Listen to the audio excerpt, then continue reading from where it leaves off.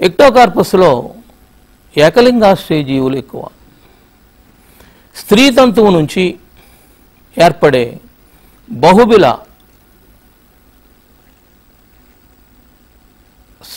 సంయోగ బీజాశయాల నుంచి కశాభయుత సంయోగ బీజాలు ఏర్పడతాయి.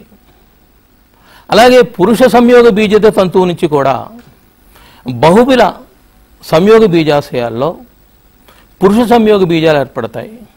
రెండు సర్వసరోప్య సంయోగ బీజాలు సమసంయోగం జరుపుకొని సంయుక్త బీజం ఏర్పడుతుంది.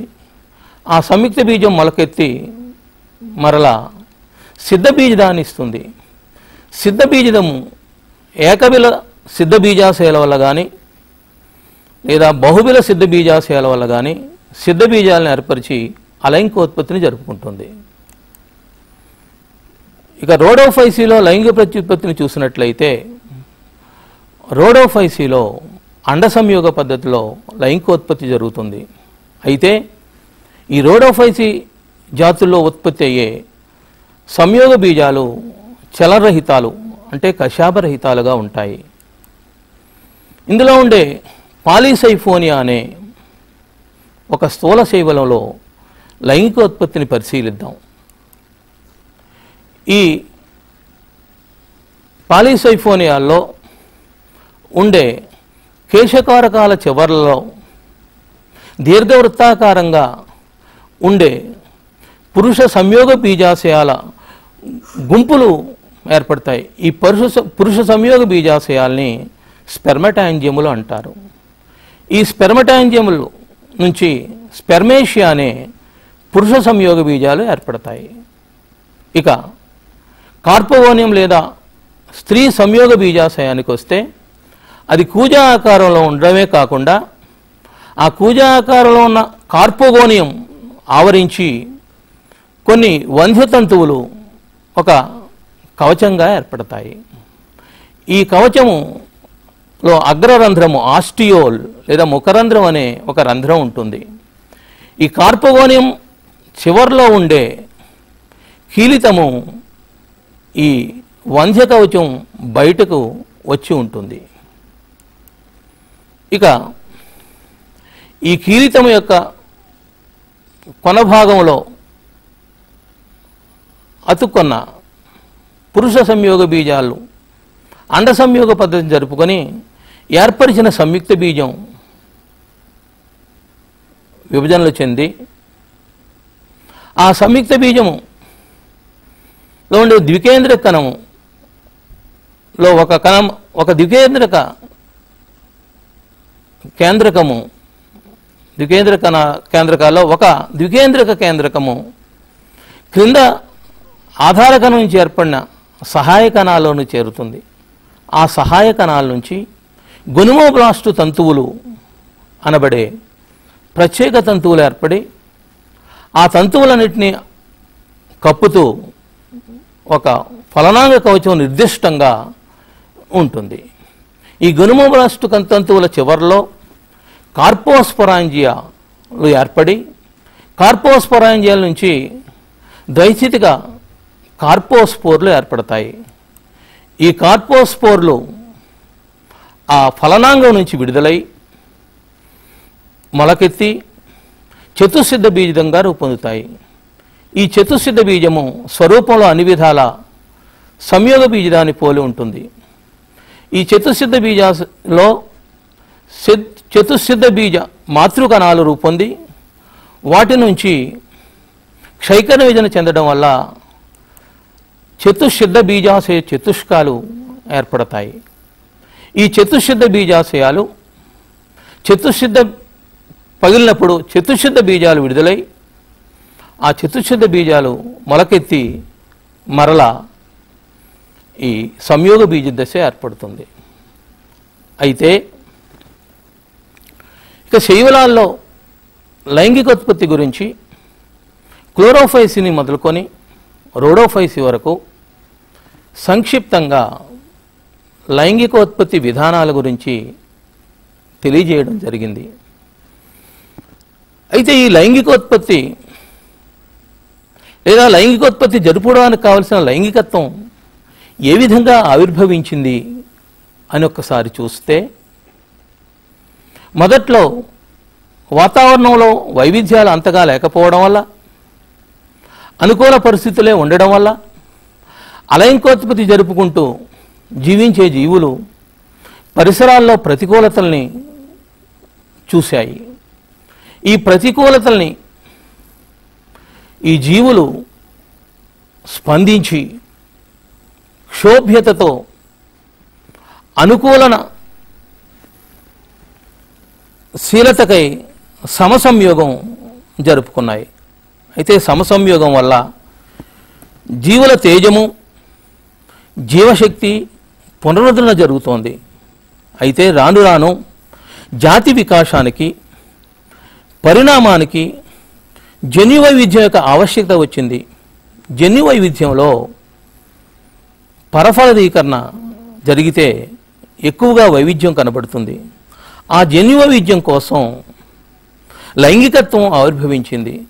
మొదట్లో లైంగికత్వం క్రియాత్మకంగా ఉంది. ఇక శైవలాల్లో లైంగికోత్పత్తి పరిణామాన్ని చూసినట్లయితే, మొదట్లో అన్ని విధాల ఒకదానొకటి పోలిన సర్వసారూప్య సంయోగ బీజాలు కలిసే సమసంయోగం జరిగింది. తర్వాత క్రమేపీ క్రియాత్మక అసంసంయోగం అనే పద్ధతి పరిణమించింది. క్రియాత్మక అసంసంయోగంలో క్రియాత్మకంగా సంయోగ బీజాలు ప్లస్ లేదా మైనస్ విభేదనాలుగా విభేదనం చెంది నిర్మాణాత్మకంగా పోలి ఉన్నప్పటికీ వాటి స్వభావంలో మార్పు ఉండి అవి కలవడం వల్ల క్రియాత్మక అసమసంయోగం లభ్యమైంది. ఇక ఈ లైంగికత్వము పురోగామి పరిణామం చెందుతూ అసమ సంయోగం అనే లైంగికోత్పత్తి రకం వచ్చింది. అసమ సంయోగంలో స్త్రీ సంయోగ బీజాలు, పురుష సంయోగ బీజాలు కలిసి జన్యు వైవిధ్యాలతో కూడిన సంతతి రావడానికి ఆలంబన జరిగింది. ఇక ఈ లైంగికత్వం ఇంకా పురోగమించి అండ సంయోగ పద్ధతి వచ్చింది. అండ సంయోగంలో ప్రారంభ అండ సంయోగము, దాని నుంచి పరిణతి చెందిన అండ సంయోగము రూపొందాయి. ప్రారంభ అండ సంయోగంలో స్త్రీ సంయోగ బీజాశయంలో ఏర్పడిన స్త్రీ సంయోగ బీజం స్త్రీ సంయోగ బీజాశయాన్ని వదిలి విడుదలవ్వదు. వదిలి ప్రారంభ అండ సంయోగంలో విడుదలైతే పరిణతి చెందిన అండ సంయోగంలో స్త్రీ సంయోగ బీజము స్త్రీ సంయోగ బీజాశయంలో ఉండి స్త్రీ సంయోగ బీజాశయంలోనే ఫలదీకరణ జరుగుతుంది. ఈ విధంగా శైవలాల్లో లైంగికోత్పత్తి పరిణామ సరళి కనబడుతోంది. ఇక శైవలాల్లో సంయోగ బీజాశయాల అభివృద్ధి విభేదనంలో వైవిధ్యాలున్నాయి. అందు అతి సరళమైన స్థితి స్పైరోగైరా జిగ్నిమాల్లో కనబడుతుంది. ఈ స్పైరోగైరా జిగ్నిమాల్లో ఏదైనా శాఖీకణము సంయోగ బీజాశయంగా రూపొంది ఆ శాఖీకరణలో ఉన్న జీవ పదార్థకం అంతా ఒక సంయోగ బీజంగా రూపొందుతుంది. ఈ సంయోగ బీజాల నిశ్రేణి లేదా పార్శ్వ సంయుగ్మాలు జరగడం వల్ల సంయుక్త బీజాలు ఏర్పడతాయి. ఇక క్లామిడోమోనాసు యులోత్రిక్స్లో సంయోగ బీజాశయంలోని జీవ పదార్థకం విభజన చెందడం వల్ల సంయోగ బీజాశయాలు ఏర్పడతాయి. ఇందుకు సంయోగ బీజాశయాలు స్వరూపంలో గమనసిద్ధ బీజాలను పోలి ఉంటాయి, కానీ వాటి స్వభావంలోనే తేడా ఉంటుంది. శాఖీయ కణాలు ఎక్కువ విభజనలు చెందడం వల్ల సంయోగ బీజాలను, తక్కువ విభజన జరగడం వల్ల సంయోగ బీజాలను ఉత్పత్తి చేస్తాయి. ఇక క్లామిడోమోనాస్లో విభజనలు జరిగి అలాగే ఈడోగోనియం, వాచీరియా, ఎక్టోకార్పస్లో సంయోగ బీజాశయాలుగా రూపొందే ప్రత్యేక లైంగిక కణాలు థాలస్లో ఒక ప్రత్యేక ప్రాంతంలో ఉంటాయి. ఎక్టోకార్పస్లో ప్లూరిలాక్యులర్ బహుబల నిర్మాణాలు పరిసరాల పరిస్థితులను బట్టి సంయోగ బీజాశయాలుగా కానీ సిద్ధ బీజాశయాలుగా కానీ ప్రవర్తించగలవు. వాల్వాక్స్, కోలియోకీట్, క్యారా, నైటెల్లా, లామినేరియా, ఫ్యూకస్, పాలీసైఫోనియాల్లో ప్రత్యేకించి సంయోగ బీజాశయాలను ఏర్పరిచే ప్రత్యేక నిర్మాణాలు లేదా కణాలు వివిధ పేర్లలో పిలువబడుతూ సంయోగ బీజోత్పత్తిని చేస్తాయి. ఈ క్యారాలో మనకు తెలుసు ఈ సంయోగ బీజాశయాలు గ్లాబ్యూల్ అనే పురుష సంయోగ బీజాశయం, నూక్యూల్ అనే స్త్రీ సంయోగ బీజాశయాలుగా రూపొంది బహుకనీతంగా ఒక కవచంతో కప్పబడి ఉంటాయి. ఇక లైంగిక చర్యను నియంత్రించే కారకాలేవి అని చూస్తే పరిసరాల పరిస్థితుల వైవిధ్య ప్రచోదనాలను శైవలాలు గ్రహించి స్పందించినప్పుడు జన్యు నియంత్రణలో ఉత్పత్తి అయ్యే ప్రేరణ రసాయనాలు లైంగిక చర్యను నియంత్రిస్తాయి. అయితే మోవస్ అనే అతను అల్వేల్స్లోను క్లామిడోమోనాస్లోను లైంగిక చర్యను ప్రేరేపించే పదార్థాలను వేరుచేసి సిద్ధ బీజాలపై వాటిని ఉపయోగించి సంయోగ బీజాలుగా క్రియావంతం చేశాడు. వీటి యొక్క స్పెక్ట్రోస్కోపీ అధ్యయనం చూసినట్లయితే ఈ పదార్థాలు కెరటనాయిడ్ స్వభావాన్ని కలిగి ఉన్నాయి. అయితే లైంగిక చర్యకు రసాయన ప్రేరణ ఏమిటి మనం తెలుసుకున్నాం. పరిసరాలకు స్పందించినప్పుడు జన్యు నియంత్రణలో జరిగే కొన్ని రసాయన పదార్థాలు ఈ లైంగిక చర్యను ప్రేరేపిస్తున్నాయని తెలుసు. ఇవి చూసినట్లయితే మొట్టమొదటగా ప్రోటోక్రోసిన్ అనే కెరటనాయిడ్ పదార్థం ఏర్పడుతుంది.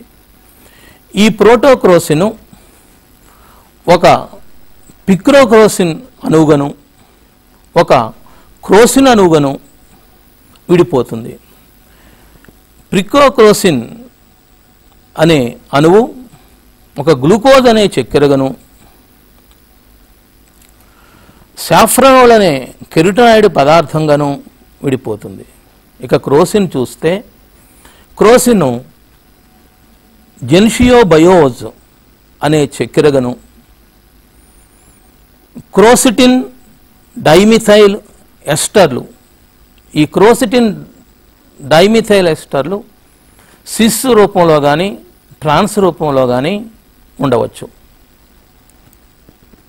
ఇక వీటి నియంత్రణ చూసినట్లయితే క్రోసిన్ గమనసిద్ధ బీజాల కదలికను నియంత్రిస్తుంది. పిక్రోక్రోసిన్, సాఫ్రనాళ్ళు లైంగిక నిర్ధారణ అంటే పురుష స్త్రీ లైంగిక తత్వాలని నిర్ధారణ చేస్తాయి. ఆ విధంగా పిక్రోక్రోసిన్, సాఫ్రనాళ్ళు లైంగిక నిర్ధారణ చేసే పదార్థాలుగా పనిచేస్తున్నాయి. క్రోసిటిన్ డైమిథైల్ ఎస్టర్లు సంయోగ బీజాశయాల మధ్య పరస్పర ఆకర్షణకు తోడ్పడతాయి. అంటే లైంగిక చర్యలో కావలసినటువంటి లైంగిక విభేదనము,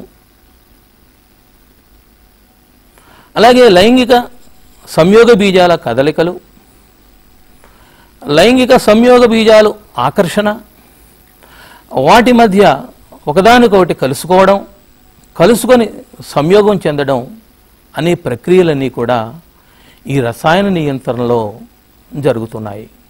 మనం ఇప్పటి వరకు శైవలాల్లో లైంగికోత్పత్తి గురించి, శైవలాల్లో లైంగికత్వం ఎలా ఆవిర్భవించిందని, అలాగే శైవలాల లైంగికోత్పత్తి రకాల గురించి, ఆ లైంగికోత్పత్తి యొక్క పరిణామం గురించి,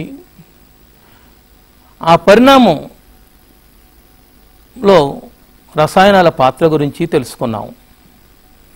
ఇక ఈ లైంగికోత్పత్తి ప్రత్యుత్పత్తి విధానాల్లోకెల్లా అత్యంత పరిణతి చెందిన ప్రత్యుత్పత్తి.